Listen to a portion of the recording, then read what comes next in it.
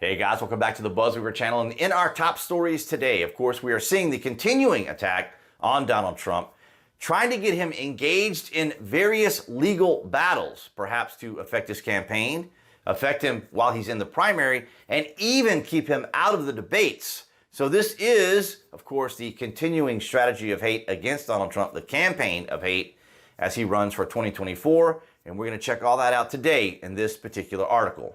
We start things off from the conservative brief. Georgia prosecutor asked court to clear calendar in August ahead of potential Trump charges. That's right, ladies and gentlemen, here in Atlanta, Georgia. The Fulton County, Georgia District Attorney, who has been investigating former President Donald Trump over various allegations related to the aftermath of the 2020 election, may be preparing to announce whether she will actually charge him by August. According to a letter obtained by the New York Times, DA Fani Willis has reportedly told her staff to work remotely from July 31st through August 18th, while also asking judges in downtown Atlanta courthouses not to schedule any trials between August 7th and August 14th. The move suggests that Willis is expecting a grand jury to unseal indictments during the time period.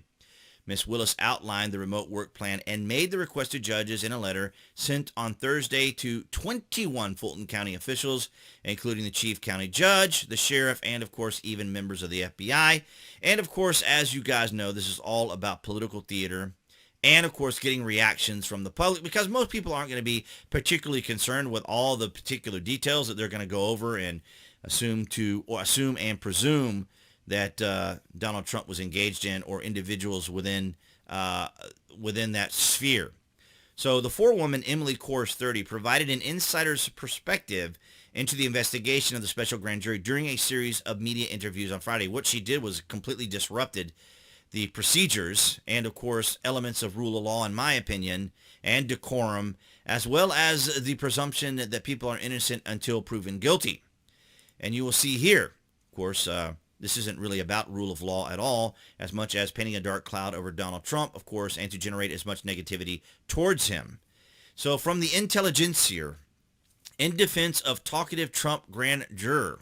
So things probably did not go as expected last week for Emily Kors, the foreperson of the Fulton County grand jury that investigated Donald Trump and his allies' efforts to overturn Georgia's 2020 presidential election results. So they're basically just feeding you into a line that you need to be focused on, which is what they do. They frame things in a particular way to get people's thoughts and mindsets into this idea that Donald Trump is some one-dimensional villain.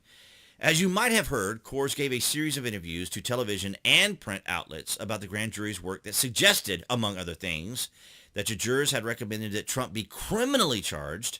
Under ordinary circumstances, if you predict that Trump will be criminally charged or appear to be someone who might facilitate his imprisonment, you can become an instant media hero. And that's exactly what the media wanted.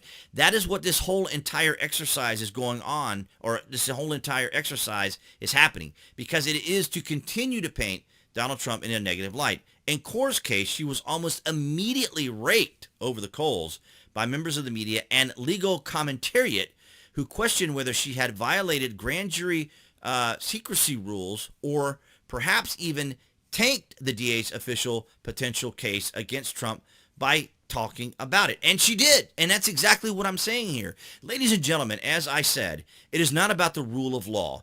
It is about getting President Trump to potentially quit his campaign, to stop pursuing his desire to be president once again, and even maybe affect his primaries, his campaigns, his rallies, and even pull him away from debates, because these individuals, ladies and gentlemen, are engaged in a campaign of hate.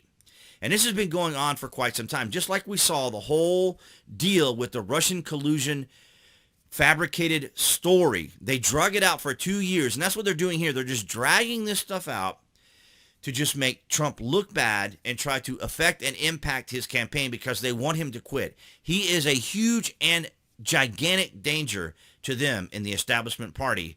And that's what I have for you guys today. Thank you guys so much for your support. Appearing there on the screen, that would be the channel icon. You guys can click on to subscribe, as well as to select notifications. And I'll see you guys in the next video.